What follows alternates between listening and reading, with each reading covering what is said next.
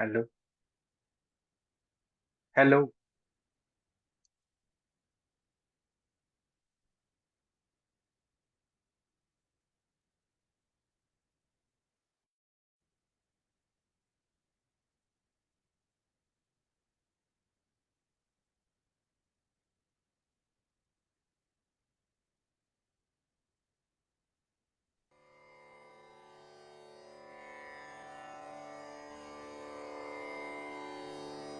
ॐ नमामि धन्वन्तरिमादिदेवं सुरासुरैर्वन्दितपादपद्मं लोके जरारुभयमृत्युनाशनं दातारमीशं विविधौषधीनां शङ्खं चक्रं जलौकां दधतं मृतघटम् चारुदोर्भिश्चतुर्भिः सूक्ष्मस्वच्छातिहृद्यं शुकपरिविलसन् मौलिमम्भोजनेत्रं कालाम्भोदोज्ज्वलाङ्गं कटितटविलसच्चारुपीताम्बराढ्यं वन्दे धन्वन्तरीन्दम्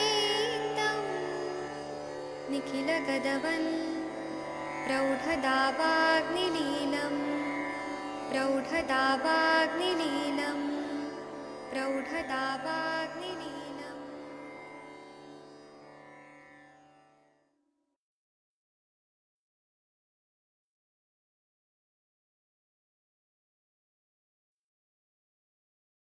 मेरी आवाज आ रही है? हेलो। हेलो। आ रही है सर, आ रही है, आ रही है। मेरी आ रही है आवाज? अच्छा, आ रही यहाँ है, आ रही पे है दिख। सर। सॉरी सॉरी, यहाँ पे दिख नहीं रहा था। हाँ, अब आ आ रही रही है, आ है। रही है। चलिए, मैं सभी को प्रणाम करता हूँ। आप सबके सब भारत के सर्वश्रेष्ठ चिकित्सक लोग हैं, सभी को मैं प्रणाम करता हूँ। आज हम लोग एकांग वीर रस इसके बारे में चर्चा करने वाले हैं। एकांग वीर रस आप लोगों को शायद मालूम भी होगा कि हम पैरालिसिस जैसी कंडीशन होती है या अर्धित होता है, उसमें हम लोग इसका प्रयोग करते हैं। और इसका कार्य कैसे होता है, इसके घटक द्रव्य कैसे हैं, और इसको हम लोग चिकित्सा में किस तरह से प्रयोग करते हैं, कितना मात्रा में, यह सब हम लोग पूरा इसका फार्मेकोलॉजी ये आज हम चर्चा करने वाले हैं। तो जो निघंटु रत्नाकर नाम का रस शास्त्र का एक बहुत अच्छा किताब है, उसमें इसके श्लोक जो लिखे हैं वो मैं पहले बताऊंगा। भैषज रत्नावली में भी एकांगी रस बताया है, उसका भी यही है, मिलता जुलता ही है, थोड़ा सा डिफरेंट है।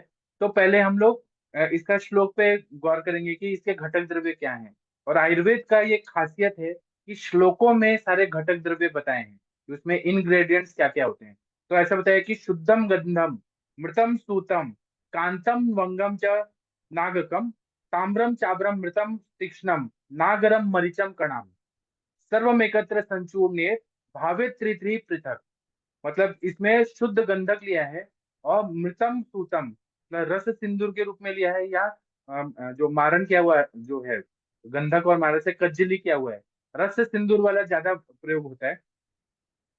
तो रस सिंदूर है या गंधक पारक, इससे कजली बनाया हुआ ये लिया है। और इसमें कांत लौ भस्म, फिर वंग भस्म, नाग भस्म, फिर ताम्र भस्म, अभ्रक भस्म, और तीक्ष्ण लौ भस्म लिया है। और उसमें त्रिकटु डाला हुआ है, शुंठ मरीच पिपली डाला हुआ है। मतलब ये थोड़ा उष्ण वीर्यात्मक द्रव्य है। और फिर ये क्या बताया है कि तीन तीन भावना देनी है इसको। भावना मतलब खल व यंत्र में लेके हम सारे भस्मों को डालते हैं मिक्स करके, और फिर ये काढ़ा डाल के और घोटते हैं, पूरा मर्दन करते हैं। तो इसको हम भावना बोलते हैं, और वो जब तक सूख न जाए तब तक हम करते रहते हैं। और ऐसे तीन तीन भावना देनी है, वो पूरा उसमें एसिमिलेट होना चाहिए। तो त्रिफला की काढ़ा है। त्रिकटु, त्रिफला मतलब आंवला, बेहड़ा और हरित की। और त्रिकटु मतलब शुंठ मरीच पिपली, इसका काढ़ा बना के क्वाथ मेथड से बना के उसकी भावना। निर्गुंडी का रस की भावना। फिर चित्रक का क्वाथ की भावना। फिर या चित्रक का रस भी डाल सकते हैं, या अदरक का रस। और जो शिग्रु होता है उसके छाल का भावना। कोष्ठ, फिर ये जो कुष्ठ वनस्पति होती है, और आंवला का चूर्ण, और कुचला का बीज, और जो ये होता है अर्क का मूल, और कांडवेल, इनका काढ़ा। तीन तीन भावना देनी है।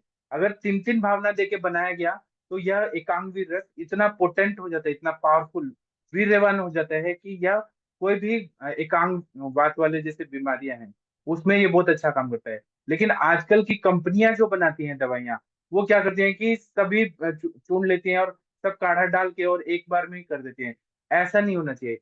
तीन तीन भावना डालनी है, देनी है। उसको टाइम लगता है बनाने में, 1-2 महीना लगेगा अगर पूरा ग्रंथोक्त मेथड से बनाया जाए। और उसके बाद में अदरक के रस की भावना भी देना है।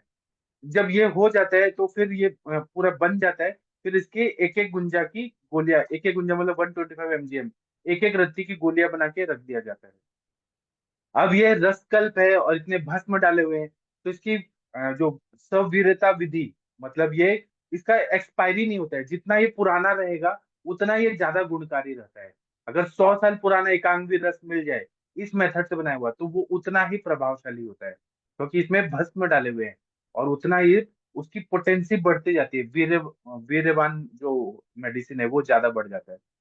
और इसको फिर आधा गुंजा या एक गुंजा ही देना चाहिए, क्योंकि ये बहुत स्ट्रांग है, इसमें कुचला की भावना डाली हुई है, इतने सारे भस्म है। तो रस कल्प बनाने का यही उद्देश्य था, जो रस शास्त्री लोग थे, कि कम मात्रा में भी ज्यादा प्रभाव रहे। हर्बल मेडिसिन का भी प्रयोग होता था चरक जी के काल में, शोषु जी के काल में, वाघोट जी के काल में। लेकिन उसमें मेडिसिन का डोज ज्यादा होता था। जैसे कि काढ़ा बना दिया तो 1 पल की मात्रा में, या फिर शिलाजीत की 7 तोला की मात्रा में। उस टाइम पे अग्नि भी अच्छा था तो शिलाजीत पच जाता था। लेकिन बाद में इतना ज्यादा दवाई लेने के लिए, और जो चरक जी के उसमें काढ़ा वगैरह बनाए हैं, तो उसमें इतने सारे द्रव्य डाले हैं और बहुत मेहनत लगता था हर्बल द्रव्य का। तो इसीलिए ये जो चीजें बनाई गई रस शास्त्र में कि कम मात्रा में, अब आधा गुंजा तो बहुत ही कम हो गया, 75 mgm, इतना आधा गुंजा की मात्रा में भी इतना ज्यादा प्रभावशाली काम करता है। मैं एक सर के पास जाता था, डॉक्टर दिवाकर जुएकर सर। वो हमारे कॉलेज में पीएचडी संहिता में थे, और वो परंपरागत जो वैद्य होते हैं उनके पास से वो सीखे थे। अभी भी हैं वो सर। तो उनके पास ना ऐसे चम्मच टाइप रहता था, और उसका डंडा ऐसे बड़ा रहता था, और उसमें आधा गुंजा, 1/4 गुंजा के ऐसे गोल, ऐसे चम्मच होता है ना वैसा था। कि वो अगर डब्बे में डालते थे और उतना कम मात्रा डालते थे। और जैसे ये होता है ना पाल, उसका जो रहता है उतना मात्रा में डालते थे दवाइयां, ऐसे दिखता भी नहीं था, इतना कम मात्रा में डालते थे। तो ये, लेकिन उनकी पोटेंसी इतनी ज्यादा होती थी जो वैद्य लोग बनाते थे परंपरागत, वैसा ही मेडिसिन आयुर्वेद का चमत्कारी इफेक्ट देता है। आजकल तो लोग 4-4 गोली, 5-5 गोली देते हैं, तब भी उतना रिजल्ट नहीं आता है, क्योंकि वो मेथड से बनाया नहीं जाता है। तो अभी हम आयुर्वेद का ये नहीं देखेंगे कि आज क्या हो गया, हम एकांग भी रस पे बात करेंगे। तो निघंटु रत्नाकर में इसका फलश्रुति बताया है। फलश्रुति का मतलब है कि ये किन किन चीजों में काम करता है। तो क्या बोला है कि पक्षाघातम अर्दिदम च, अनुर्वातम तथैव च, अर्धांगम ग्रदसी चापी, विश्वा विश्वाची अवबाहुकम, सर्व वातामयम कांति, सत्यम सत्यम न संशय। मतलब सबसे पहले पक्षाघात, जो पैरालिसिस होता है, उसमें इसका बहुत ज्यादा प्रभाव होता है। और पक्षाघात क्यों होता है उसका कारण भी बताया है कि जब मानसिक चिड़चिड़ापन बहुत ज्यादा बढ़ जाता है, पेशेंट को हर छोटी छोटी बात पे इरिटेशन हो रहा है, मानसिक स्वास्थ्य उसका अच्छा नहीं है, तब और चिड़खोर हो गया है, बहुत ज्यादा संतापी हो गया है छोटी छोटी बातों पे, जो बोलते हैं संक्षुब्ध मन, इरिटेटेड माइंड, ऐसा इंसान हो गया है। तो उसको क्या होता है कि ब्लड प्रेशर जल्दी बढ़ जाता है, क्योंकि बहुत ज्यादा दिमाग गर्म हो जाता है। तो उस फिर क्या होती है कि रक्त वाहिनियां जो होती है वो फूट जाती है। मस्तिष्क की रक्त वाहिनियां फूट जाने से फिर पैरालिसिस, क्योंकि रक्त वाहिनियां वहां फूटती है जहाँ पे मस्तिष्क में केंद्र होते हैं, जो हमारे ज्ञानेंद्रियों के केंद्र होते हैं। जैसे चक्षुर इंद्रिय है, उसका केंद्र मस्तिष्क में है। अलग अलग हमने मॉडर्न में भी पढ़ा है, ऐसा आयुर्वेद भी मानते हैं। चक्षुर इंद्रिय क्या वहाँ केंद्र रहता है। फिर जितने कर्मेंद्रिय हैं, 5 कर्म इंद्रिया, उनका भी केंद्र, क्योंकि वहीं से सब कंट्रोल होता है। तो उसके पास में जो स्नायु के कंट्रोलिंग पावर रहता है, वह विकृत होने की वजह से जब वहां रक्तवाहिनी फूट रही है, उसका इफेक्ट ये होता है कि मस्तिष्क, और वो भी ऐसा क्रॉस होता है, लेफ्ट साइड में हुआ तो राइट साइड में पैरालिसिस होगा, रक्तवाहिनी फूटी तो यहाँ होगा तो दूसरे साइड में होगा। तो फिर दूसरे साइड में स्नायु और मांस, इसका कंट्रोल बहुत वीक हो जाता है, मतलब चेतना रहती है लेकिन वो हाथ उठा नहीं सकेगा, पैरालाइज हो जाता है पूरा। इसको हम पक्षाघात बोलते हैं। मैं सिंपल भाषा में बता रहा हूँ, श्लोक की भाषा में भी हम बता सकते हैं, लेकिन मैं सिंपल भाषा में बता रहा हूँ। तो फिर क्या होता है, रक्त वाहिनी फूट जाती है, फिर हम चिकित्सा करते हैं उसको। तो उसको ठीक करने के लिए एक तो रक्त वाहिनियों को जो फ्रजाइल हो गई है, ट्यूनिका इंटरना मीडिया एक्सटर्ना, उसके वॉल्स को हम रिपेयर करने के लिए ताप्यादी लौह जैसी दवाइयां देते हैं, रक्तपित्त कुलकंडन रस देते हैं, चंद्रकला रस देते हैं, और पक्षाघात हेतु श्वसन विरेचनम देके वायु को अनुलोमित करते हैं। और वो क्लॉट फॉर्मेशन हो गया है वहां पे, तो उसके लिए भी त्रिवित लेहम जैसे द्रव्य देते हैं, श्वसन विरेचन देते हैं। लेकिन उसके साथ में वो रक्त वाहिनियां जो फ्रजाइल हो गई है, और दूसरा क्या होता है, ताप्याजी लॉ वगैरह दिया वो एक्यूट कंडीशन में ठीक है, लेकिन क्रॉनिक, क्योंकि रक्त वाहिनी फ्रजाइल हो गई उसको मजबूत बनाना है। ऐसे में जो ये कांतलो भस्म और वंग भस्म अभ्रक भस्म से युक्त जो एकांग वीर रस है, वो बार बार जो रक्त वाहिनी फूटने की जो आदत होती है, मतलब वो इतनी फ्रजाइल हो जाती है, उसको वो हील कर देता है और मजबूत बना देता है। इसलिए एकांग वीर रस का प्रयोग जो है क्रॉनिक जो पैरालिसिस है, एक्यूट में तो होता ही है, लेकिन क्रॉनिक स्टेज में करने से बहुत अच्छा फायदा होता है। दूसरा क्या है कि कभी कभी विष बहुत ज्यादा शरीर में बढ़ जाता है। अब वो विष हो सकता है कि स्थावर विष के रूप में हो, जंगम विष के रूप में हो, या उपदंश जैसी बीमारियां हो, उसका विष शरीर में बहुत ज्यादा बढ़ गया है, या गर विष हो, दूषी विष हो, या फिर केमिकल पॉइजन हो, वो जाके रक्त वाहिनियों को खराब करता है। और वो मस्तिष्क में, क्योंकि वहां की वो सूक्ष्म अति सूक्ष्म रक्त वाहिनियां रहती है, वहां पे वो फूट जाती है और उसकी वजह से पैरालिसिस हो जाता है। तो इसमें जो द्रव्य है वो क्या करता है कि वो अभ्रक भस्म वगैरह है, वो अगत द्रव्य भी है, निर्गुंडी है, और सारे द्रव्य हैं। ये क्या करते हैं कि वो उसको विषारी तत्व को न्यूट्रलाइज करते हैं एंटीडोट के रूप में। और दूसरा क्या है कि इसमें कुचला है, कुचला के रस की भावना है, तो ये क्या करता है कि स्नायु को एक नया ताकत देता है, स्नायु का कंट्रोल, नाड़ी संस्थान को भी ताकत देता है, और दीपन पाचन भी करता है, क्योंकि अदरक के रस की भावना है। त्रिफला है वो हीलिंग करता है। ऐसे जो भी ये मेडिसिन बनाया गया है ना, और जो कांतलौ भस्म है वो रक्त वाहिनियों को अच्छा करेगा, रक्त को बढ़ाएगा। उसके बाद में इसमें वंग भस्म है, ताम्र भस्म है, अभ्रक भस्म है। अभ्रक तो हीलिंग करता है, उसी तरह से गंधक है। ये सब इस तरह से डिजाइन किया गया है ना कि अश्वंत मरीज पिपली है, उष्ण विरेचनात्मक द्रव्य की वहां पे आवरण है, या कोई कफ है, फिर आम है, उन सबको पचा देगा। इस तरह से बनाया गया है। कभी कभी क्या होता है कि हृदय की निर्बलता बहुत ज्यादा होती है, पेशेंट बहुत ज्यादा डिप्रेशन में रहता है, और उसको मानसिक दुख थोड़ा भी सहन नहीं होता है, और फिर वह उसका माइंड का जो इरिटेशन है वो बढ़ जाता है, उसका बहुत ज्यादा चिंता करेगा, क्रोध करेगा, ईर्ष्या करेगा, द्वेष करेगा, इरिटेटेड रहता है। तो उसमें भी ये कारण होता है कि अचानक वात वाहिनियां जो होती है, रक्त वाहिनियां है, वो फूट जाती है, और वात वाहिनियां डैमेज होने लगती हैं। उसमें भी दूषित रक्त संचय होने लगता है, तो उसमें भी पक्षाघात हो जाता है। पक्षाघात जो होता है रक्त वाहिनी फूटने की वजह से तो होता ही होता है। और वहां पे जो रक्त वाहिनी नाड़ियां जो रहती है, वो उसका प्रेशर जो रहता है ब्लड का, उसको मतलब जो सर्कुलेशन हो रहा है उसको धारण करने में रक्त वाहिनियां असमर्थ होती है, क्योंकि इतना ज्यादा प्रेशर बढ़ जाता है। तो ये फूट जाती है, और फूटने से रक्त स्राव होता है। और जो मैं बता रहा हूँ ये हिमरेजिक, मतलब जो रक्त वाहिनी फूटने से पैरालिसिस होता है, उसके लिए मैं बता रहा हूँ। जहाँ पे इश्चेमिक चेंजेस आते हैं, जहाँ पे रक्त जा नहीं पा रहे अवरोध की वजह से, या फिर आवरण की वजह से, उसके लिए थोड़ा सा चिकित्सा हमें अलग करना पड़ता है। वहां पे हमें तो पहले विरेचन चिकित्सा स्नेह विरेचन करना पड़ेगा, लेकिन वहां पे नस्य का ज्यादा उपयोग रहता है, जहाँ पे इश्चीमिया हो गया है, मतलब रुक्षता बढ़ गई है, ब्रेन में इश्चेमिक चेंजेस आ गए, एट्रोफिक चेंजेस आ रहे हैं। तो मस्तिष्क को हील करने का, मतलब वहां पे ब्रीहन करने का, पोषण करने का, वहां वो दवाइयां देना पड़ता है। बाकी जगह जहाँ पे रक्त वाहिनी फुट रहे, वहां पे जो हिमरेजिक शॉक की वजह से पैरालिसिस, उसमें एकांगी रस प्रतिस्थापन करता है। और बाद में एकांगी रस ब्रीहन के लिए रसायन के रूप में इस्चेमिक वाले में भी हम बाद में देते हैं, सेकंड स्टेज के ट्रीटमेंट में देते हैं। उसके बाद में पक्षाघात की उत्पत्ति जो होती है उसमें दो चीजें होती हैं, एक तो चेतना शक्ति का ह्रास होता है, और वहां का क्रिया का नाश हो जाता है। तो इसमें ये चिकित्सा दो तरह का होता है। तो एक तो विकृत रक्त को सुधारना भी जरूरी है, जो रक्त खराब हो गया है। अब रक्त खराब होने के लिए चिंता, विषाद, फिर दूषित अन्न, परिष्कृत अन्न, सड़ा हुआ खाना खाना, फिर विदाही अन्न कंटिन्यू कोई खा रहा है, उसके बाद में हम जो अल्कोहल का सेवन कर रहे हैं, स्मोकिंग कर रहे हैं, ऐसे बहुत सारे कारण होते हैं जो रक्त को खराब करता है। तो उसको हम शोधन जो विरेचन वगैरह करके देते हैं तो वो शुद्ध होता है। और दूसरा होता है कि जो वहां रक्त वाहिनियां फूट गई हैं उनके घाव को भरना है, उनको हील करना है। ये सब को करने के लिए शिलाजित जैसे द्रव्य, ताप्यादि लौह और गुग्गुल और स्वर्णमाक्षिक भस्म, ये सब देने से बहुत अच्छा फायदा होता है। दूषित रक्त भी सुधर जाता है और वहाँ हीलिंग भी होने लगता है, रक्त का प्रसादन भी होने लगता है।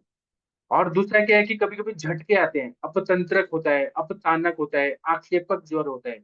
उन सब में भी एकांगवीर रस का प्रयोग करना, क्योंकि कुचला है तो वह वात वाहिनियों को ब्रीहण करती है, स्टिमुलेशन करती है और शमन करती है। ऐसे में एकांगवीर रस अपतानक, अपतंत्रक, आक्षेपक इन सब में बहुत अच्छा काम करती है। उसी तरह से धनुर्वात जब होता है, टेटेनस, आजकल तो ये बहुत रेयरली देखने को मिलता है क्योंकि टीटी का इंजेक्शन ज्यादातर मिल दे दिया जाता है। कहीं पर भी बारिश के मौसम में या कभी भी लोहा अगर जंग लगा हुआ हो गया तो वो उसकी वजह से टीटी जो टेटेनस वो फैल के और धनुर्वात, धनुष की तरह शरीर अकड़ रहा है, अंतरायाम या बहिरायाम, आगे की तरफ झुक जाएगा या बाहर की तरफ, इस तरह से भी हो जाता है। उसमें भी एकांग भी रस जो है, क्योंकि ये स्नायु पे, मांसपेशियों पे बहुत अच्छा रसायन और ब्रीहन कार्य करता है। और जो नर्व का कंडक्शन होना चाहिए, हम लोगों ने पढ़ा है कि अपर मोटर न्यूरॉन का जो सिस्टम होता है या लोअर मोटर न्यूरॉन का सिस्टम होता है जो स्पाइनल कॉर्ड से निकलते हैं, उसका फंक्शन भी अच्छा करता है, ब्रेन के सेंटर्स को भी अच्छा करता है। इस तरह से एकांग भी रस बहुत अच्छा काम करता है। अभी आप लोग कुछ बताना चाहें तो बता सकते हैं, फिर मैं और बताऊंगा इस बारे में। आदरणीय अरविंद सर जी, आप कुछ बोलना चाहेंगे एकांग भी हाँ रस सर, के बारे में? नमस्कार सर। हाँ बहुत सर। बढ़िया प्रोडक्ट है सर। मैं कुछ थोड़ा सा लेके चल रहा हूँ। आवाज आ रही है सर ना? हाँ आ रही है सर, आ रही है। वायु वायु जो है, जैसे बोला जाता है कि वायु, बात बढ़ गई तो क्या बात बढ़ने का क्या निकलता है, क्या मतलब, क्या बात वाहिनी नाड़ी या शरीर में बात। अचिंत वीर नेता नाम रोग समूराट, आशुकारी मुहुश्चारी पकवा धन को दालया। मतलब ये जो भी वायु का इफेक्ट आता है, ये बहुत पावरफुल वायु है। और ये पित्त तो कब को साथ में लेके चल रही है और सारे दोषों का नेता है। लेकिन जो इफेक्ट जब करती है तो आशुकारी मुहुश्चारी में तुरंत इसका इफेक्ट आता है। और लेकिन स्थान इसका पकवाद है, पकवाधान और गुदाम बोला गया है। अब जब कैसे प्रकोप होता है वायु का, तो एक बहुत बढ़िया श्लोक आया है। उष्ण रुक्त दोच्छाद वायु, जो उष्ण और रूस की वजह से वायु का संचय होता है। और कोप कब होता है? शीत से। और उसकी चिकित्सा क्या है? उष्ण और स्निग्ध चीजें जो है, जो हम लोग उष्ण तेल का ग्रहण बस्ती या पान या अभ्यंग के रूप में करते हैं। अब सवाल ये उठता है कि जब वात वृद्ध होता है तो ये निकलता है कि वात वृद्ध के जो लक्षण जो आते हैं, वो काष्ण बोला गया, कृष्ण काष्ण उष्ण कामत्तम। और लिंगा अन्य छीने बोला अल्प भाषित। अब यहाँ पे जब हम लोग सोचते हैं कि यहाँ पे बात जो आई है पक्षाघात, चाहे आदित्य, चाहे वो कंप बात, यहाँ पे कौन सी बात है? तो यहाँ पे वही बात है। लेकिन ये जो बात कर रही है इफेक्ट, ये वात वाहिनी नाड़ी और रक्त वाहिनी नाड़ी पे इफेक्ट आता है। इसीलिए पक्षाघात में बोला गया हत वैकम मारुता पक्षम दक्षिण वाम वेपचा कुरियात चेष्टा निवृत्ति बाक स्तंभ वेपचा। कीर्तन अर्ध कायस्थ, या तो आधे शरीर में अटैक करेगी या पूरे शरीर में करेगी। इसीलिए हम लोग हेमी पैरालिसिस और ये इस तरह के सिम्टम इस्तेमाल करते हैं, ये मॉडर्न का इस्तेमाल करते हैं। चरक ने उसमें बोला कि आदित्य भी उन्होंने इंक्लूड किया है, लेकिन ये हम लोग उस पर नहीं जाएंगे। लेकिन सवाल ये है कि वो वहां पे उसने क्या इफेक्ट किया, वात वाहिनी नाड़ी पे किया, स्नायु पे किया, कंडरा पे किया, शिरा पे किया, कहाँ पे किया। उसके हिसाब से अगर हम सोच के चलते हैं तो पक्षाघात में शिरा कंडरा स्नायु विशोषस्य बोला गया, मतलब ये सुखा देती है शिरा कंडरा स्नायु को। कंप में जब होता है तो मुहुर अच्छे प्रति मुहुर मुहुर, मतलब धीरे धीरे वो कंप होगा, सकुएशन पहुंचेगा। और फिर तो वायु पहुंच कैसे रही है? बहुत पहुंच रही है रक्त से, रस वाहनी। क्योंकि व्यान वायु गति अच्छेपण उत्क्षेपण निमेशों विनेश आदि बोला है कि व्यान कर रही है। व्यान मतलब कहाँ पे है? हृदय में। तो वो रस से जो है पूरे शरीर में पहुंचा रहा है। वायु को। वायु साथ साथ जो गुण हम लोग देखते हैं तो उसमें संकोच, परमाणु स्तंभ रुक भेदो अस्थि परमाणु संग अंग भंग संकोच वर्ध हर्ष तर्षम संस व्यास व्यद साय स्वाद। ये एक एक सिम्टम पे 80 बीमारियां बता दी गई हैं। 80 बीमारियों में ही ये एक एकांग अब ये हम लोग जो देखते हैं पक्षाघात है, आदित्य है, या कंपवात है, या गिरसी है। यहाँ पे टिपिकली उसमें बोला गया है कि यहाँ पे वात वाहिनी नाड़ी और रक्त वाहिनी नाड़ी जो है, उन्होंने बोला है कि रक्त के बिना नहीं कुछ हो सकता। अब जब जब इसका निकल के आया तो निकल के आता है कि वात क्षय या तो कुत्ते क्षय जाती अपने आप ही क्षय कुर्द हो रही है, उसकी वजह से क्षय कर रही है। जो एज फैक्टर होता है, ये आर्द्र वगैरह में अगर ठंडी हवा का झोंके, ठंडी हवा में अगर वो ये खिड़की में बैठ जाए तो उसकी वजह से भी जो है वो क्षय हो रहा है। यह दोषा आवृत, या तो पित्त या कफ का आवरण होगा, या उसको गति को रोकेगी। अब ये प्रोडक्ट इतना बढ़िया प्रोडक्ट है, इसमें उन्होंने वात वाहिनी नाड़ी पे भी फोकस किया है, रक्त वाहिनी पे फोकस किया है, और साथ ही वात के गुणों को कंट्रोल करने के लिए उन्होंने सारी जहां जहां से भी जो है वात की दृष्टि हो सकती है उसको उन्होंने किया है। प्लस सिंधु इसका ब्यूटीफुल कंटेंट है, जिसका इफेक्ट क्रोनिक केसेस में बहुत बढ़िया आता है। और वात व्याधि शुरुआत में हल्का सा इफेक्ट आता है, लेकिन जब क्रोनिक होना शुरू हो जाता है तो काश निकाश मतलब कालापन, झुर्रियां सी पड़नी शुरू हो जाती है, काश निकाश उस का मतलब, और ये सिम्टम आने शुरू हो जाते हैं। इस कंटेंट में सिंदूर के साथ में कांत लौ और तीक्ष्ण लौह भस्मी, कांत लौ भी डाला है और उन्होंने साथ में तीक्ष्ण लौह भस्मी भी डाली है, और त्रिकोटि त्रिपुरा आपने बोला ही है। लेकिन साथ साथ इसमें ताम्र भी रखा है। मतलब उनका ये था कि आपको ग्रंथि भी पाचन करनी है, रक्त की दृष्टि भी ठीक करनी है, रक्त का परिपोषण भी करना है, और वात वाहिनी पे भी काम करना है, इसलिए अभ्रक भी डाला है। पीछे इसके अलावा जो अभी आपने सब भावनाएं जो बताई हैं, ये जो आपने रेफरेंस दिया है बहुत ही बढ़िया है, कि इसमें भंगराज है, सहजन है, संभालू है, चित्रक है, त्रिकटु है, त्रिफला है, कुचला।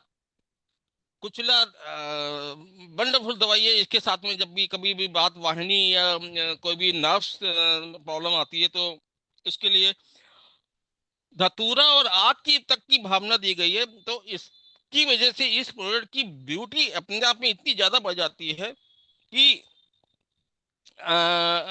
इफेक्ट इसका जो है उन्होंने अभी जो है आपने श्लोक में बोला कि पक्षाघात में है, अपस्मार में है, आदित में है, गिरसी में है, जहां जहां भी नाड़ियों का या रक्त वाहिनी नाड़ी या वात वाहिनी नाड़ी का वो होता है, वहां पे ये प्रोडक्ट बहुत ही बढ़िया काम करता है।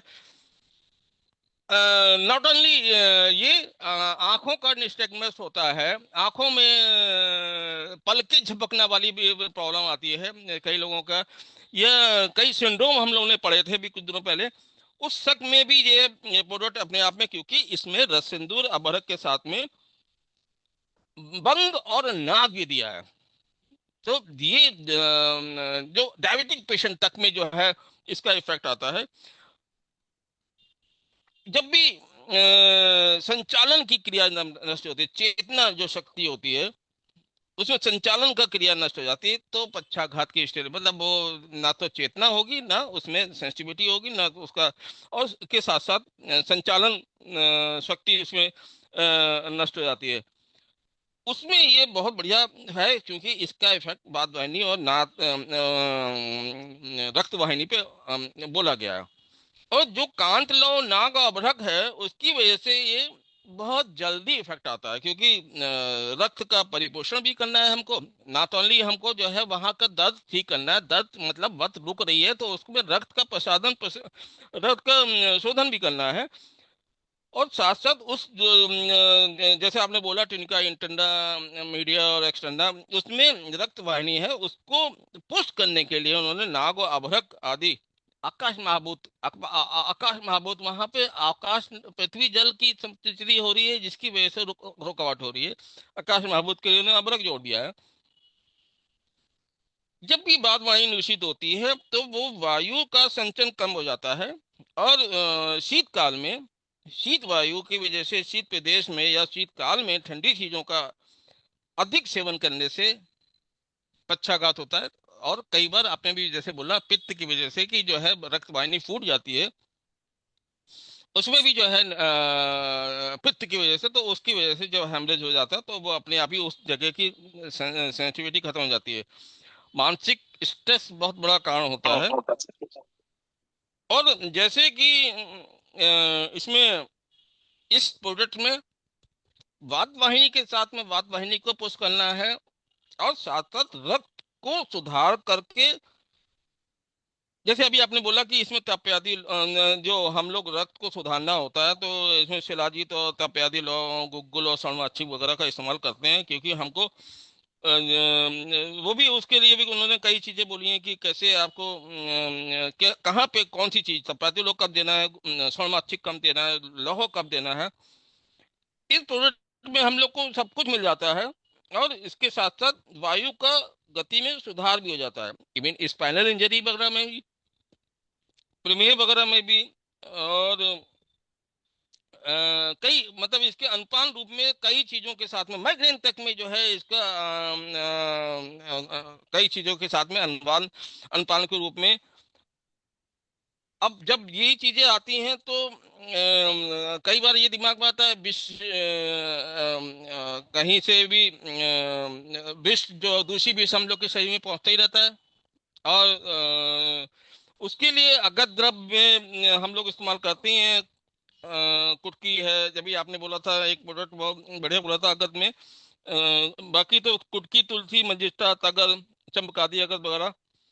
तो ये कीटाणु जो भी है, जो भी दूषित विष है, दुष्टम दूषितति दूषित धातु करके श्लोक आया है इसमें। प्रागवत अजीर्ण, पूर्वी हवा से अजीर्ण वगैरह से भी दूषित विष, और ये सब जो हम लोग का जो खाने पीने की चीजें हैं उसकी वजह से भी उसका दूषित विष जो पहुंच रहा होता है, उसकी वजह से वात वाहिनियां और रक्त वाहिनियां और नाड़ियां जो हैं वो डैमेज होती हैं। और जो वात के जो सिम्टम बताए हैं, संकोच, प्राणायाम, स्तंभ रोग, वहां पे भी ये देखा जाता है कि अगर हाथ संकोच की तरफ है तो वात की वजह से फैला हुआ है, तो कफ की वजह से वात कफ की संप्राप्ति होती है। इस तरीके से कई अल्पान के साथ में कई चीजों में इसका इस्तेमाल हम लोग अलग अलग रूपों में कर सकते हैं। राइट सर, अभी और लोग कुछ बोलते हैं फिर मैं बोलता हूँ सर। हाँ, मैं अभी आप लोग को ये बताना चाहता हूँ कि अभी रक्त वाहिनी फूट गई है तो वहां पे क्या संप्राप्ति हो रही है, उसको और डीप में हम अंशांश कल्पना से देखते हैं। कि जब भी जैसे बीपी बहुत हाई हो गया, पेशेंट बहुत स्ट्रेस में है और नींद पूरा नहीं हो रहा है, या कोई भी कारण से बीपी बहुत हाई हो रहा है ना, और कुछ हार्मोनल इम्बैलेंस हो रहे हैं, या उसकी परिस्थिति वैसी है कि बीपी हाई हो रहा है, या रक्त वाहिनियों में कुछ प्रॉब्लम हो रहा है, हार्ट के फंक्शन में प्रॉब्लम हो रहा है, रक्त वाहिनी फूट रही है, और वो भी कहाँ, ब्रेन में फूट रही है, जैसा कि आप लोगों को ऐसे स्क्रीन पे दिख रहा है। तो क्या होता है, वो हमें थोड़ा देखना है कि वहां क्या होता है। हम ऐसे समझते हैं रक्त वाहिनी फूट गया, वात वाहिनियां जो है वो कमजोर हो गई, लेकिन वहां पे क्या होता है कि जो हमारे सेंटर्स होते हैं ब्रेन में, जैसे कि ऑडिटरी सेंटर है, फिर आईसाइट का ऑप्टिक सेंटर है, अलग अलग सेंटर्स होते हैं जो ज्ञानेंद्रियों के अधिष्ठान होते हैं वहां पे।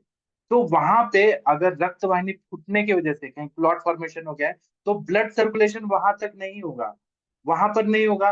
तो और दूसरा जो हमारा ब्रेन का लिम्बिक सिस्टम है, या फिर वहां पे जो भी सिस्टम है जो हमारे स्नायु को कंट्रोल करता है, मतलब हमारे जो टेंडन्स, लिगामेंट्स, मसल्स को वहां पे जो करने, वहां अधिष्ठान है सारे, वो अधिष्ठान में अगर ब्लड सर्कुलेशन नहीं हो रहा है और वात की वृद्धि हो रही है, और वहां पे सब गड़बड़ा गया है, वो सिस्टम ही गड़बड़ा गया है, तो वहां पे जैसे हाथ उठाना चाहे तो वो नहीं उठा पाएंगे, है ना। वहां पे फिर पैर उठाना चाहे तो पैर नहीं उठा पाएंगे, क्योंकि वो सिस्टम में गड़बड़ी आ गई है। रक्त वाहिनी फूटने की वजह से ब्लड वहां पे जा नहीं पा रहा है, ब्रेन का काम नहीं हो पा रहा है, तो ये चीजें हो जाती है।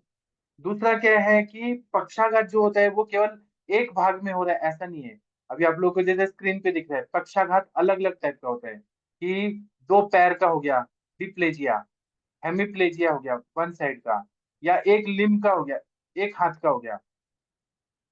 जैसे आप लोग को ये तीसरा फिगर दिख रहा है, एक मतलब एक हाथ का। पहला फिगर में दिख रहा है कि दोनों हाथ, हेमिप्लेजिया हो गया एक हाथ एक पैर। तीसरा फिगर में एक हाथ।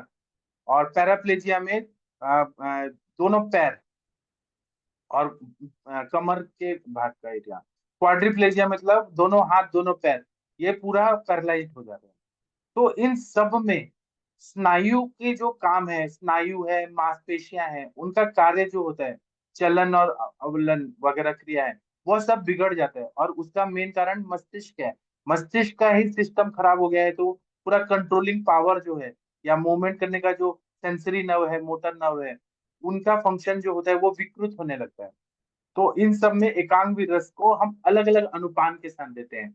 अनुपान में देखेंगे तो हम लोग जैसे दशमूल के क्वाथ के साथ, रासना सप्तक क्वाथ के साथ, जो वात शामक द्रव्य हैं, या फिर हम लोग अगर पित्त की संप्राप्ति है तो पित्त शामक द्रव्य गुलकंद के साथ, आंवले के मुरब्बा के साथ देंगे, आंवला के रस के साथ देंगे।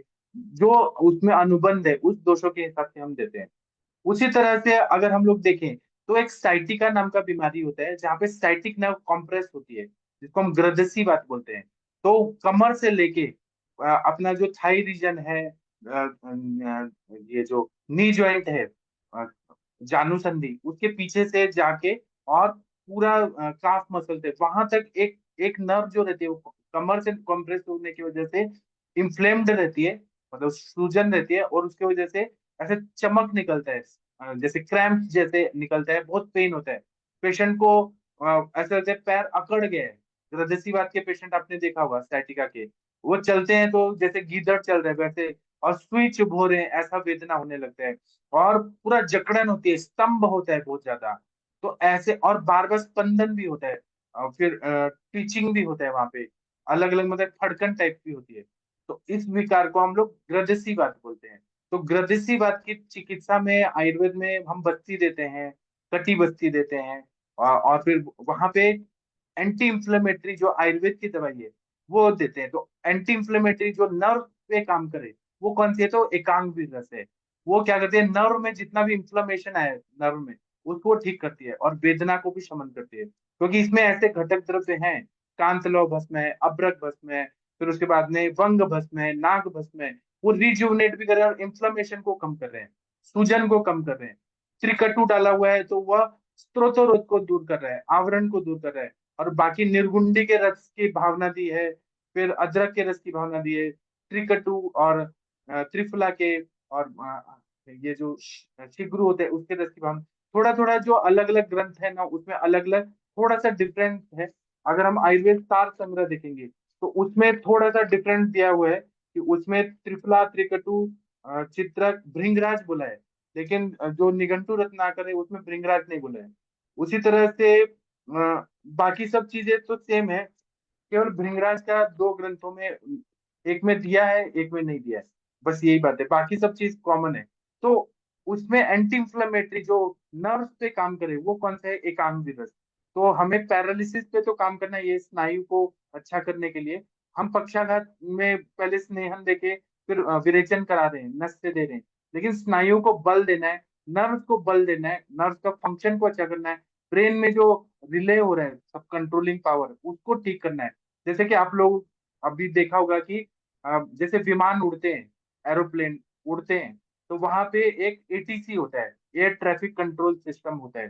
तो जहाज कहाँ से आ रहा है, कहाँ से उड़ रहा है, कौन सा जहाज कहाँ से कब लैंड करेगा, कब उड़ेगा, किसको परमिशन देना है उड़ने का, वो सब कंट्रोल एटीसी करता है। वैसे हमारा मस्तिष्क जो है वो हर चीज को कंट्रोल करता है। और वहीं पे रक्त वाहिनी फूट गई तो फिर क्या होगा, पूरा पैरालाइज्ड हो जाता है। अब पूरा पैरालाइज्ड हो गया तो क्वाड्रिप्लेजिया हो गया, अगर थोड़ा हुआ तो डिप्लेजिया, हेमिप्लेजिया, मोनोप्लेजिया, पैराप्लेजिया अलग अलग होते हैं। अभी जैसे कि ऑपरेशन सिंदूर हुआ था, तो आप लोग को याद होगा कि मोदी जी ने क्या किया, पाकिस्तान के जो बड़े बड़े एयरपोर्ट थे, सैनिक अड्डे थे, वहां पे उनके एटीसी को उड़ा दिया, वहां पे जहाज ही ना उड़ पाए। तो फिर कंट्रोल पावर ही चला गया तो वो पूरा एयरफोर्स ही वहां का बहुत विकृत हो गया। मतलब वो फिर लड़ाई करने के लिए, और मिसाइल भी नहीं उड़ पा रहा था, रडार सिस्टम खराब कर दिया। तो ऐसा ही शरीर में भी हो जाता है। तो इन सबको रिपेयर कौन करता है? तो एकांग भी करता है। दूसरा है कि कभी कभी ऐसा होता है कि हाथ की उंगलियों से लेके वेदना शुरू होती है और वो पीछे जाती है, अब वो बाहु तक वो चली जाती है, फ्रोजन शोल्डर हो जाता है, विश्वाची हो जाता है। इसमें बोला है श्लोक में कि विश्वाची अवबाहुकम, अर्धांगम ग्रदसी वापी विश्वाची अवबाहुकम। तो ये अवबाहुक भी हो रहा है, कहीं ना कहीं नर्व का कॉम्प्रेशन हो रहा है, वहां के मसल्स में स्टिफनेस आ रहा है, स्तंभ हो रहा है, वहां पे स्नायु सूख रहा है, ड्राई हो रहा है। इन सब में भी अगर काम करना है, और या फिर वहां झंझनाहट होती है, टिंगलिंग और नमनेस होता है, मतलब जैसे चींटियां काट रही हैं ऐसा झंझनाहट, हस्तपात चिमचिमायन ऐसे जो बोलते हैं वो होता है। तो ऐसे में विश्वाची हो, अब वो बाहुक हो या ग्रदसी हो, जहाँ पे चिमचिमायन हो रहा है, चींटियां काटने जैसा हो रहा है, वहां पे एकांग विरत जो है वह, और ये क्योंकि चिमचिमायन होना, टिंगलिंग होना, ये वायु के सिम्टम है, सुई चुभने या चींटियां काटने जैसा होना। तो ये एक वायु है, तो वायु को बैलेंस करने के लिए या सुप्ति बात होता है, वहां पर भी एकांग विरत बहुत अच्छा काम करता है। तो इसमें जो कांत भस्म है, कांतलौ भस्म है, वंग भस्म है, नाग भस्म है, ताम्र भस्म है, अभ्रक भस्म है, तीक्ष्ण लौ है, ये ब्रीहण का कार्य करते हैं। किसका ब्रीहण करते हैं? तो जहाँ पे स्नायु, मांस और नर्व ये सूख गए हैं या फंक्शन नहीं कर रहे हैं, उनको ब्रीहण भी करते हैं। वहां पे अगर इन्फेक्शन या इन्फ्लेमेशन है तो उसको वो जंतुओं को मारेंगे और जीवन देने का कार्य करते हैं। और रीजनरेट करते हैं, क्योंकि अभ्रक भस्म है, ये रीजनरेट करते हैं, नर्व के एक एक सेल को रीजनरेट करते हैं, और ये रसायन भी है। एक मैडम ने पूछा है, डॉक्टर शक्ति सोनी मैडम ने प्रश्न पूछा है फेसबुक पे कि एकांग विरत को कितने पीरियड तक देना चाहिए। तो एक नियम बताया गया है कि 42 डेज तक एक मंडलम सेविता। आप आरोग्यवर्धिनी का देखेंगे, आरोग्यवर्धिनी के उसमें फलश्रुति में रस रत्न समुच्चय में बोला है कि एक मंडलम, या भैषज रत्नावली में बोला है, तो एक मंडलम मतलब 42 डेज देना चाहिए, उसके बाद ब्रेक करना चाहिए, 10 दिन 15 दिन ब्रेक करना चाहिए। रस कल्पों का ये नियम है। और जो ककराष्टक है, जैसे ककड़ी है, करकोटक और काकमाची, ऐसे 8 चीजें बताई है ककराष्टक, वो चीज नहीं देना चाहिए जब भी हम रसकल्प दे रहे हैं, क्योंकि ये पारा गंधक का जो बॉन्डिंग है उसको ये तोड़ देता है, और पारा डायरेक्ट किडनी में जाता है और किडनी को फेल करता है। तो कभी भी ककराष्टक नहीं देना चाहिए। दूसरा है कि रसकल्प दे रहे हैं तो हमें तेल मिर्ची मसाला तो बिल्कुल भी नहीं देना चाहिए। डॉक्टर शक्ति सोनी मैडम बोल रही है कि हर्पीस जोस्टर में भी इसका इफेक्ट बहुत अच्छा है, क्रॉनिक बर्निंग सेंसेशन में भी ठीक हो जाता है। ये आपने बहुत सही बताया। इसमें जो द्रव्य है ना वो इस तरह से डिजाइन किए गए हैं कि आंवला का इसमें रस की भावना डाली हुई है। उसी तरह से और भी जो द्रव्य डाले हैं वह क्या है, पित्त शामक भी हैं, और वात का भी शमन करते हैं, तो बर्निंग सेंसेशन को भी ठीक करते हैं। और डायबिटिक न्यूरोपैथी के भी पेशेंट हमारे पास जब आते हैं उसमें भी एकांग भी रस बहुत अच्छा काम करता है। इस तरह से कज्जली है, वो रसायन है, योगवाही है, जंतुग्न है। और वात रोगों में ब्रीहण ठीक करना चिकित्सा होता है। वात रोगों में ब्रीहण हो गया तो वात का शमन हो जाएगा, तो इसीलिए ये वात शमन करने की सबसे अच्छी दवाई है। उसी तरह से वात प्रधान कफ प्रधान विकारों में प्रयोग करें। और पित्तानुबंध जब रहे तो इसका मात्रा कम रखें और अनुपान के हिसाब से दें। अनुपान अगर हमने अच्छा नहीं रखा तो ये उष्ण वीर्य द्रव्य है, क्योंकि इसमें और द्रव्य अगर हम देखें तो त्रिकटु है, फिर उसके बाद में कुचिला के बीच की भावना है, अर्क मूल है, उष्ण वीर्यात्मक द्रव्य है। हमें पित्त शमन करना है, बर्निंग को कम करना है, तो हमें वैसा अनुपान की योजना करनी पड़ेगी। अब जैसे सारीबात्यासव दे दिया, या फिर सारीबा दे दिया, चंदन दे दिया, किरातिक्त दे दिया, उसका हम अनुपान दें तो वह पित्त का शमन करे, बाकी बात वाहिनियों को ठीक करे। चलिए आप लोग कुछ बोलना चाहे बोल सकते हैं इस पर। अरविंद सर आप कुछ और बोलना चाहते हैं बोल सकते हैं। हाँ, डॉक्टर बंग जितेंद्र जैसे, जी। अब जैसे बंग के लिए बोला गया है, तिक्तम स लवणम स मेद कफम मेदकम का पांडु जंतु शमनम सुशीतलम। मतलब तिक्त है, लवण भी है, मेद करता है, और पांडु जंतु शमनम सुशीतम, इतना थोड़ा ठंडक करता है। मेह शमनम, प्रमेय में हम लोग देते हैं। तो च कांतिदम, रस धातु अच्छा करता है, इसीलिए स्किन अच्छी होती है। भंगम आहुति मारुतापहम, अब भंग जो है वायु को कर रहा है, और वायु होता है तो उसका प्रकोप होता है। दूसरा चाहे चाहे स्वाद एक देशीय प्रकोपणाम, वो जो भी बात आदि दोष हैं शरीर के किसी एक स्थान में चलते चलते रुक गए, ये सब संप्राप्ति उठती है जब वायु उष्ण युक्त रुक्षात वायु कुर्बंती संचयम शीतेन कोपम, तब वो जब शीत होता है या ग्रीष्म ऋतु के बाद ग्रीष्म ऋतु में संचित वायु वर्षा ऋतु में आके प्रकुपित होती है।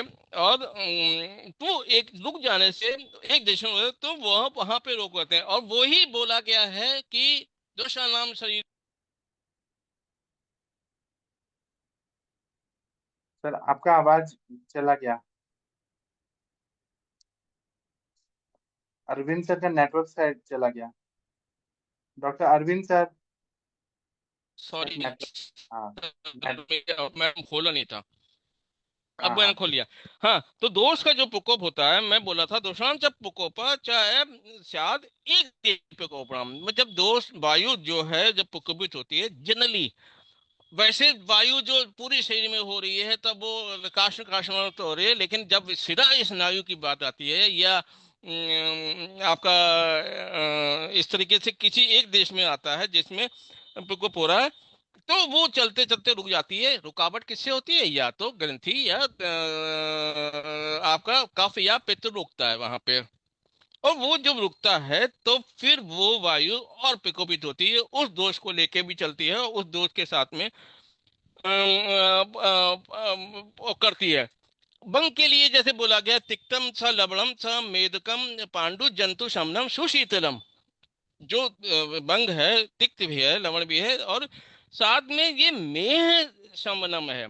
प्रमेह को मतलब बंग मतलब कफ को, कफ और मेद जो जिसकी वजह से प्रमेह जाता है, कफ और मेद जिसकी वजह से और आगे की जो संप्राप्ति उठती है, वो उसको समन करता है।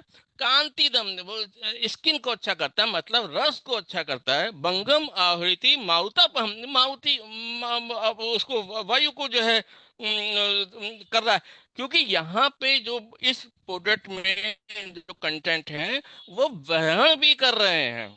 क्षय जो वायु ने जो क्षय किया है उसको ग्रहण कर रहे हैं, और जो उसको वायु की में जो रुकावट हो रहे हैं, रस सिंदूर अभ्रक ताम्र, ताम्र लेखन कर रहा है।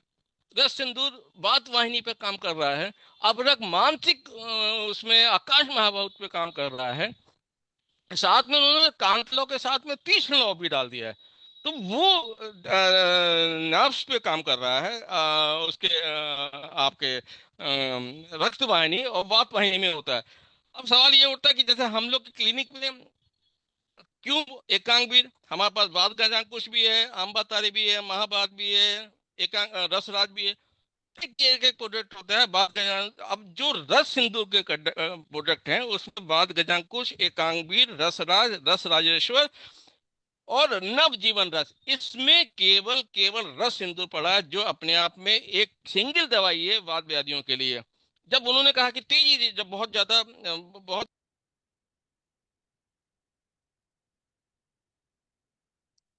सर का फिर से नेटवर्क का प्रॉब्लम हो गया। इतना बढ़िया बता रहे हैं। हाँ सर। हाँ फिर से बताइए सर, फिर से। रस सिंधु के कल। हाँ, जैसे रस सिंदूर का मैं बोल रहा था, तो वाद गजांकुश है, एकांगवीर है, रस राज है, रस राजेश्वर रस है, नवजीवन रस है। नवजीवन रस अपने आप में इसमें सब कुछ पड़ा हुआ है। सुचला भी है, लौह भी है, त्रिकोटु भी है, अदरक रस भी है। लेकिन इस प्रोडक्ट में ताम्र भी डाला है, और साथ में जो भावनाएं दी हैं आपकी, धतूरा पत्र और त्रिकुट उसकी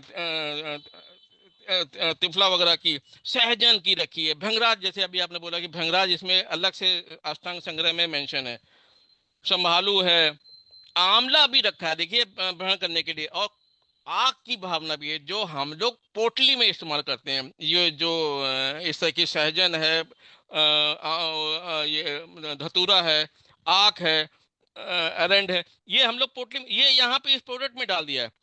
तो जब मैं देख रहा था तो इसमें जो मल्ल सिंदूर के कई कंटेंट हैं जिसमें कई कई कई बार बहुत ही ज्यादा सीवियर पेन होता है, तो उसमें उन्होंने खंजनीकारी और कालकूट रखा है।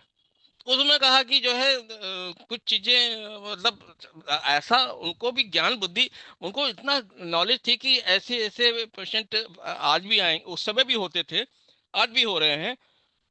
और हम लोग चिकित्सा में हमारे पास बहुत सारे चीजें हैं। मद जैसे उन्होंने कहा था मद मकर ध्वज वगैरह स्वर्ण बंग के साथ में मोती और स्वर्ण में, वो स्वर्ण कल्प है, लेकिन ये स्वर्ण कल्प नहीं है। फिर भी ये अपने आप में अनपान रूप में कई चीजों के अनपान रूप के साथ में स्नेहन ग्रहण और अभ्यंग बस्ती के साथ में, और अगर नहीं भी है तो रस कल्प ऐसे होते हैं कि जिसमें आप कभी भी किसी भी उसमें दे सकते हैं, लेकिन अल्पान रूप में देंगे तो पेशेंट को आराम मिलता है। लोग कहते हैं दर्द में आराम नहीं मिलता, इसमें कुचला पड़ा है, इसमें इसमें कुचला है सर, नहीं है? है इसके रस की कुचला, है। भावना। कुचला कुचला है। इटसेल्फ पेन किलर है, इससे बढ़िया कुचला में से अच्छी दवाई नहीं है, कुछ भी नहीं है। और नर्व पे काम करता है, इवन नॉक्टोरिया वगैरह में भी, और पुराने पेशेंटों में भी कुचला का कॉम्बिनेशन होता है।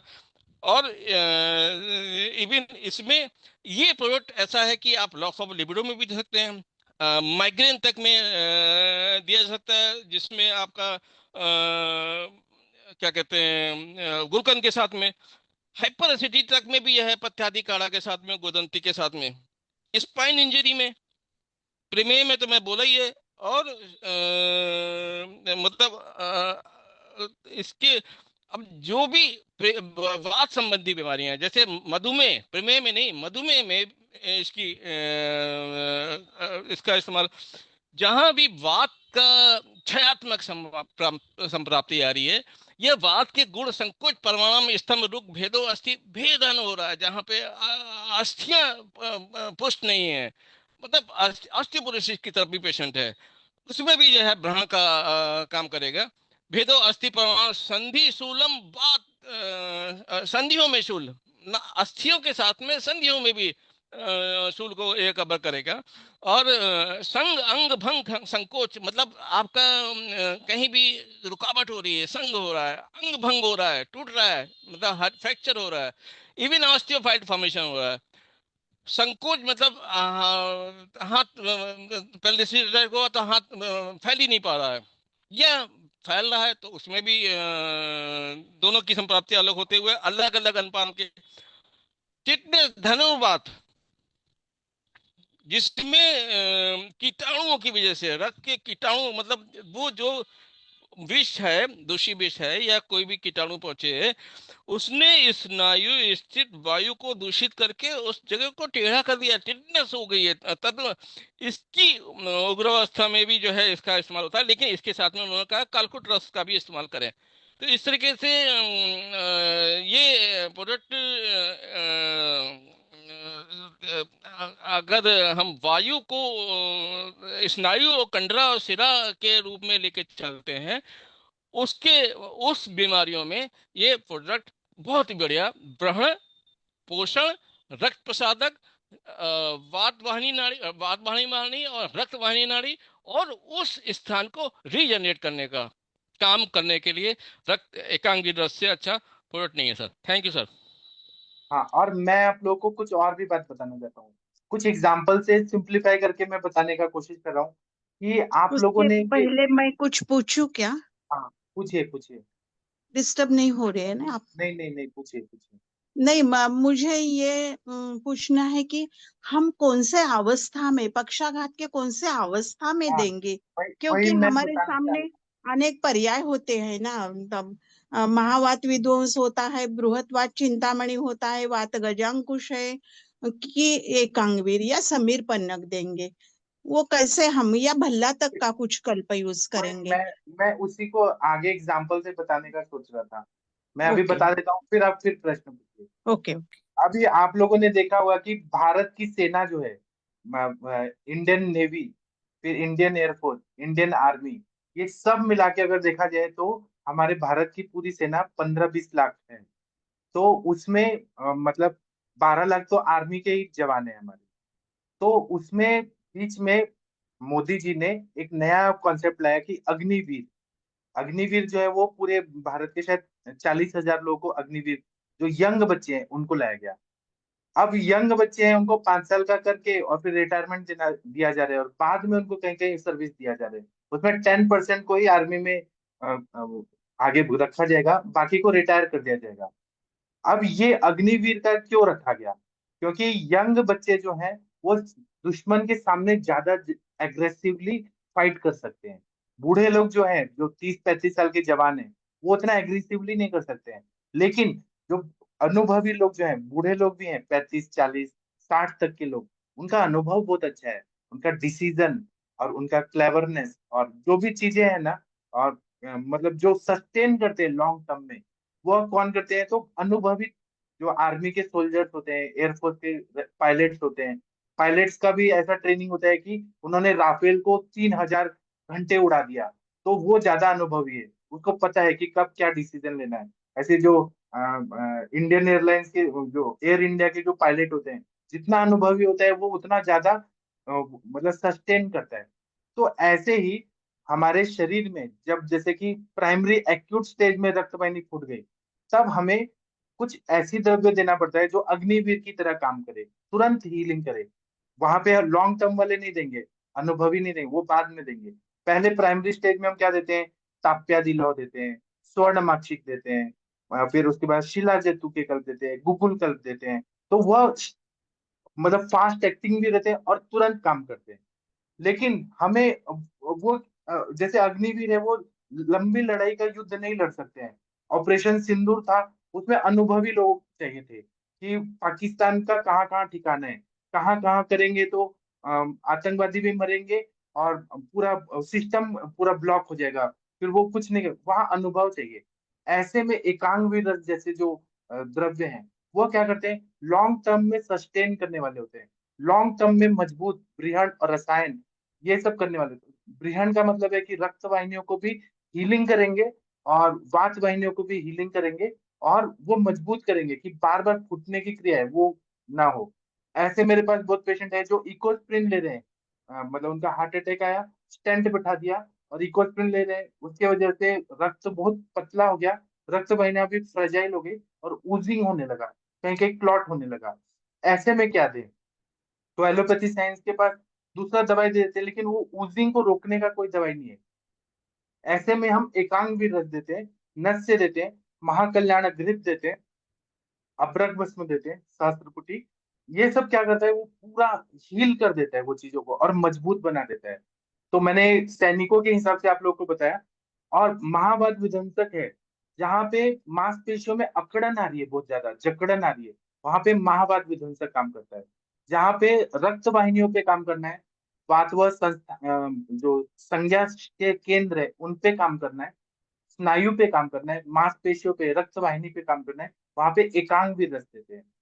और क्या पूछा आपने? वात गजांकुश। वात गजांकुश रस जो है वह भी बात कम कर रहा है, समीर गज केसरी भी कर रहा है, रस सिंदूर भी कर रहा है। लेकिन सबका अलग अलग होता है, इस पे और एनालिसिस करके मैं बताऊंगा आप लोगों को। लेकिन एकांग भी रस जो है पक्षाघात को लॉन्ग टर्म तक नहीं आने देगा, इस तरह से ये डिजाइन किया गया है। बराबर है ना अरविंद सर जो मैंने बताया? हाँ सर बढ़िया है, लेकिन थोड़ा सा मैं बोल देता हूँ मैम को, थोड़ा हाँ सा क्वेश्चन बहुत बढ़िया है। और जैसे आपको वो मेंशन तो उन्होंने बहुत गजांकुश को उसमें बोला है ग्रेसी वगैरह में, लेकिन इन्फ्लेमेटरी कंडीशन जब होगी तब बात गजांकुश बहुत बढ़िया काम करता है। आम बता रही जब आम का हो, जो हम लोग आम बात में करते ही करते हैं। महाबात जनरलाइज बात है जिसमें काश काश उष्ण कमतम या इस तरीके की जो है, क्योंकि इसमें ताम्र अभ्रक का कर्प है, इसमें भी नागभंग और लौ है महाबात में भी। और एकांग वीर जब भी इस सिरा स्नायु संकोच है, तब आपको एकांग वीर देना है, क्योंकि इसमें नागभंग ताम्र अभ्रक के साथ में रस सिंदूर है। रस सिंदूर का कॉम्बिनेशन क्यों दिमाग में आया? पारा गंधक का भी तो कर सकते थे, कजली प्रिपरेशन कर सकते थे। महाभारत में उन्होंने जो है, क्योंकि उन्होंने कहा कि जनरलाइज है तो उन्होंने कजली प्रिपरेशन रखा है, लेकिन इस सब में बाल गजांकुश एकांक विरवेद रस सिंदूर के साथ में रखा है। अब जब बहुत ही ज्यादा आपको डिटेरियोरेशन है, एज भी है, तो आपको स्वर्ण देना ही है ना, तो उस समय उन्होंने रस राज पे रखा है। वही रस राजेश्वर में उन्होंने विष्णुष्टि के साथ में रस राज रखा है। इसमें भी इसके साथ साथ उन्होंने गूगल भी इसमें डाल दिया है रस राजेश्वर में, जो पेटेंट जो पेटेंट प्रोडक्ट के रूप में आता है। तो हम लोग को छह सोच के चलना है। बात वाहिनी नाड़ी और इसरा स्नायु को सोच के चलना है, या जनरलाइज बात को लेके चलना है, या बात की वृद्धि या बात को छह दोनों को सोच के चलना है। उसके हिसाब से अर्धांग बतारी जैसे है, तो उन्होंने पारा गंधक के साथ में ताम्र रख दिया। आप बताइए, केवल तो उन्होंने ताम्र रख दिया। अर्धांग बतारी उन्होंने कहा कि अर्धांग बात में जो है, अब अर्धांग बात हम यहाँ पे पूरा पूरा पक्षाघात लेके चले। उन्होंने कहा नहीं, अर्धांग बात में आप ताम्र का, क्योंकि वो ताम्र लेखन करता है। वो उनका था कि नीचे की नस में कहीं पे वेन्स में या वात वाहिनी में या रक्त वाहिनी में कहीं ना कहीं क्लॉट होगा। उसके लिए उन्होंने कहा लेखन करने के लिए ताम से अच्छा कुछ नहीं है। नॉट ओनली लीवर में काम करता है, लेकिन लीवर में भी तो संप्राप्ति तोड़ने के लिए या लेखन कम करने के लिए तो हम लोग इस्तेमाल करते हैं। अब जब ज्यादा ही ब्रेन का या स्ट्रेस वगैरह होता है तो सिद्ध मगरदर्द वगैरह होता है। जनरलाइज जैसे पार्किंसन वगैरह पेशेंट है, या जिसमें पेशेंट का नर्व में या स्नायु पे कंट्रोल बिल्कुल ही खत्म हो जाता है, उसमें नवजीवन रस, उसमें भी उन्होंने रस सिंदूर कुचला और लौह और त्रिकटु और अदरक के रस की भावना दी है। तो नवजीवन रस इस तरीके से त्रिलोक चिंतामणि में उन्होंने वज्र भी डाला है, बैक्रांत भी डाला है, नहीं बैकग्राउंड डाला, और वो स्वर्ण और रजत के साथ में वो मेरे ख्याल से वो हीरक भी डाला है, शायद त्रिलोक चिंतामणि में हीरक भी है।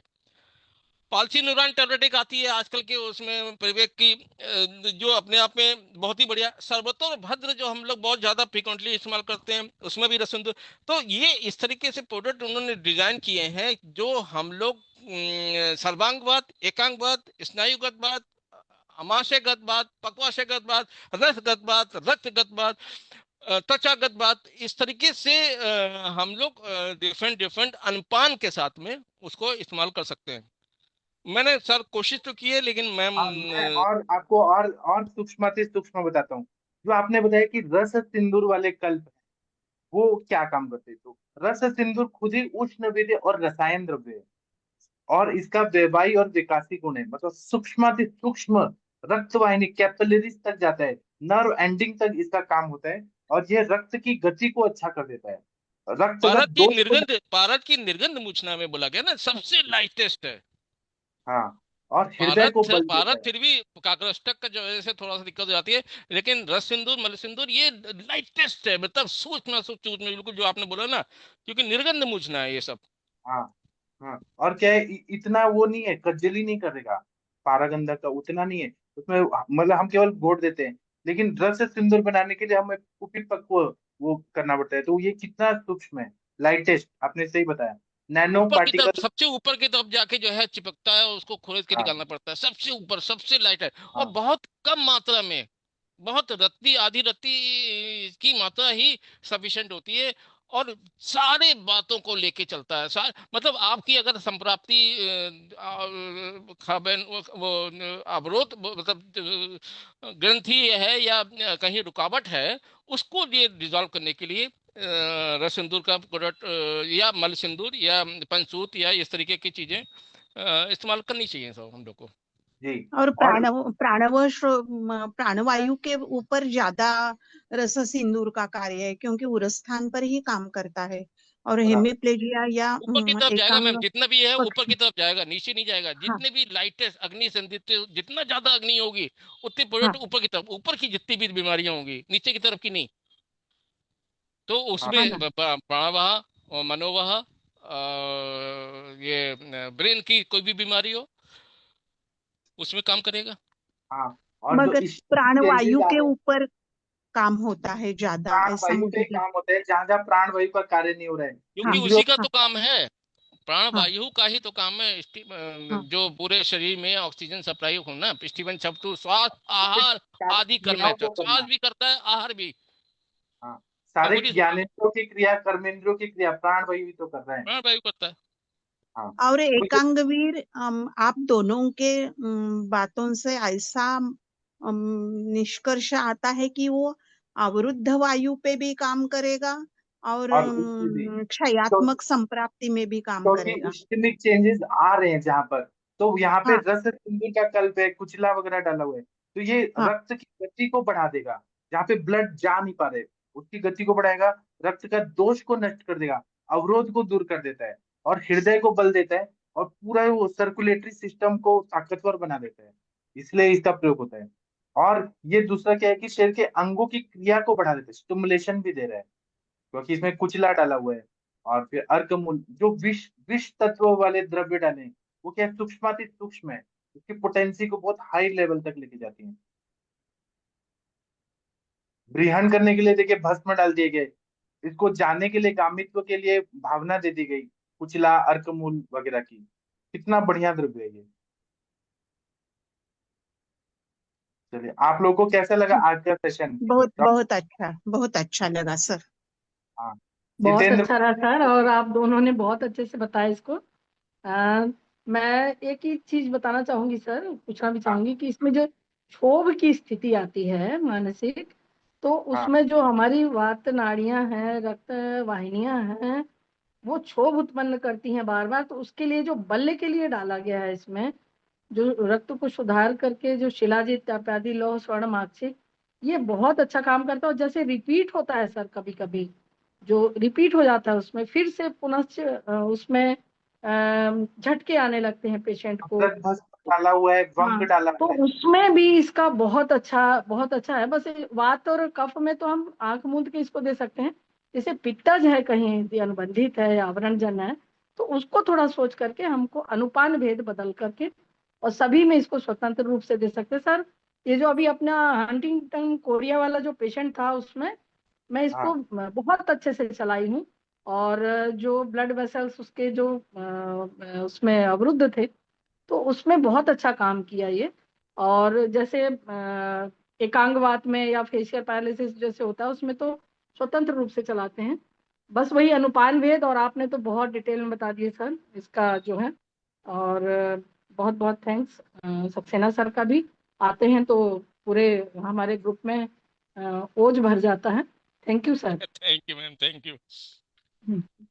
तो अभी मैं सेशन बंद कर देता हूँ, क्योंकि ये अभी टाइम थोड़ा ब्रेक चाहिए ना, फिर मिलते हैं। थैंक यू, प्रणाम ओके करते सर, हैं। राम अभी सर। 9 बजे मिलेंगे, तो 9 बजे हम केस टेकिंग करेंगे। जो फॉलोअप के पेशेंट होंगे उनको जल्दी जल्दी निपटाएंगे, जो नए पहले पेशेंट सर होंगे। फॉलो आपको पहले पहले फॉलो वालों को रखिए, जो नए वाले पेशेंट है ना उनको आप हाँ पहले बाद मतलब 62 मिनट में फॉलो वालों को करिए, उसके बाद नए वालों को। हाँ उसमें भी 10-10 मिनट के लिए मैं पूरा सब खाना पीना सब हो हाँ जाए उसमें, कितना खाते हैं हाँ क्या नहीं पीते हैं, तो हाँ। फास्ट और फास्ट किया जाए। और हेतु का भी कंक्लूजन निकाला जाए कि क्या हेतु है। वो बहुत लंबा लंबा हेतु पूछेंगे तो समझ नहीं आएगा, हम्म। कंक्लूजन निकलना चाहिए। नहीं मतलब सर, संप्राप्त। टू वो दी थोड़ा पॉइंट। सा अभी थोड़ा सुपर फास्ट बनिए। और वो नर्सरी हाँ वालों टाइप हम लोग करते हैं ना, तो पेशेंट भी हाँ काफी फिर बोर होते हैं और बोलते हैं कि इनको खुद अभी इतनी सारी जानकारी, जबकि फेस स्टडी से लेकर के उनके लाक्षणिक रूपों से लेकर के जो मेन मेन पॉइंट है डिजीज के अकॉर्डिंग, बस बस उस पर फटाफट ले फोकस किया लिए, जाए। हाँ, फटाफट ले उस पर लिए फास्ट उनको। किया जाए। जी बिल्कुल। जी जी जी, हाँ, थैंक यू क्योंकि सर। अभी क्योंकि हम लोग आजकल एआई का जमाना। क्लिनिक में हम लोग जनरली 5-7 मिनट 10 मिनट ही देते हैं, और उसमें जो टू दी पॉइंट है जो वो उसी पे हम लोग फोकस करते हैं। हाँ तो वो रखा जाए। हाँ, अगर क्रोनिक बीमारी निकल के आती है उसमें पूरा आगे पीछे का हाँ पैतृक वगैरह देखा जाए, हाँ। लेकिन और फास्ट देखने हम तो से अच्छा पेशेंट नहीं। को बार बार बुला रहे हैं, तो हम और डिटेल में बाद में पूछ सकते हैं। नहीं, उनको हाँ टाइम ना दिया जाए, उनको जब बार बार हाँ वालों को नहीं दिया जाए, जिसको फायदा हो उसको बस 5-7 मिनट का उसको बोल दे, बस उसके हाँ, बाद काम खत्म। बराबर। क्योंकि आजकल एआई का जमाना है, 20-20 मैच होना चाहिए। अगर वनडे बिल्कुल। खेलते रहेंगे, टेस्ट मैच खेलेंगे, तो पेशेंट बोर हो जाते हैं। हम्म। नहीं, फॉलोअप वाले में साहब टाइम कम लेना। हाँ, हाँ, फॉलो उसमें वालों कम को लेना। कम। हाँ या फॉलो अप वालों को पहले ले लीजिए सर, फिर नए पेशेंट को बाद में लाइए। हाँ, आपने सही सजेशन दिया आप सबने, तो और मजा आएगा। चलिए, आज के हाँ, सेशन में मैंने फॉलोअप कुछ वालों का नया चीज। हाँ फॉलोअप क्या वालों सर? को सर शुरू में ही ले लेना चाहिए। हाँ हाँ, वो पहले ही ले लिया जाए, जल्दी बता और दो भैया कितना आराम है बस। हाँ, और मैंने आज से कोशिश किया है कि मैं और डीप में जाऊं ये सारी चीजों में। तो अरविंद सर का साथ मिल रहा है, मनीषा मैडम का, वीना मैडम का, और डीप में जाएंगे हम, आयुर्वेद को और सीखेंगे। ठीक है, तो अभी मैं सेशन जी बंद करता हूँ। 9 बजे फिर मिलते हैं। सभी को धन्यवाद, प्रणाम, फिर ओके मिलते सर। हैं।